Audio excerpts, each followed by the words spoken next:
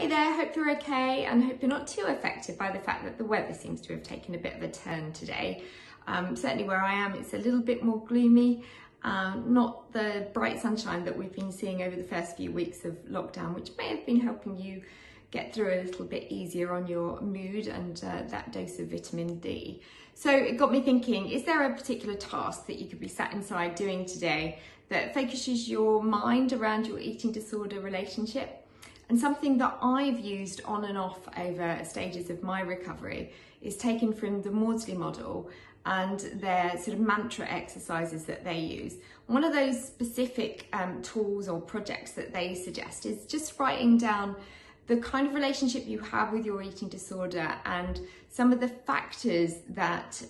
you experience with your eating disorder now compared with where your life had been 5 years ago perhaps, and where you might want it to be 5 years into the future. So what that requires is you looking at what's my relationship, for example, with my family and friends, what's my career situation like, what's my health and well-being like, what's my ability to enjoy social time, and you put all those topics down and you look at where they were 5 years ago and where they might be 5 years into the future.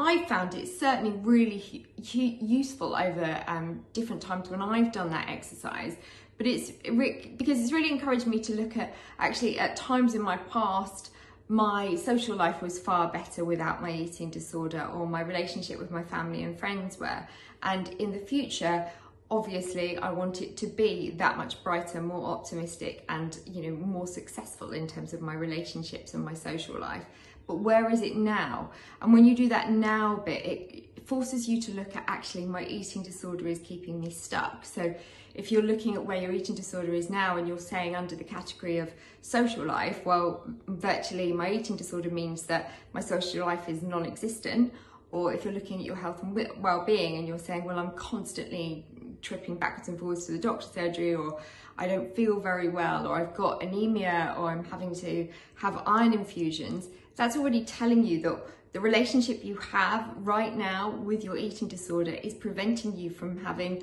a life as successful as it might have been in the past, or indeed as successful as you want it to be in the future. So if on that future line, in 5 years' time, it is all looking about being able to have a successful time and a healthy, happy time at university, or if it's about being able to be with a partner and potentially start a family, well, those are really optimistic, forward-looking things that you should be really focusing on right now. So if you have got a few minutes today and you're stuck inside, I'd urge you just to grab a piece of paper and write that exercise down. So all you're looking at is those key topics, and look at 5 years in the past, right where you are now, and 5 years into the future. And in fact, anybody could do that. That's something that doesn't need to be eating disorder specific at all, but it's really helpful to look at where am I now, where am I keeping myself stuck, and where could my future take me if I allowed myself to overcome the demons that I'm battling with right now. So I hope that helps, and if it's something that keeps you from being frustrated by the weather and by this lockdown, then perhaps it will have been a practical solution for today.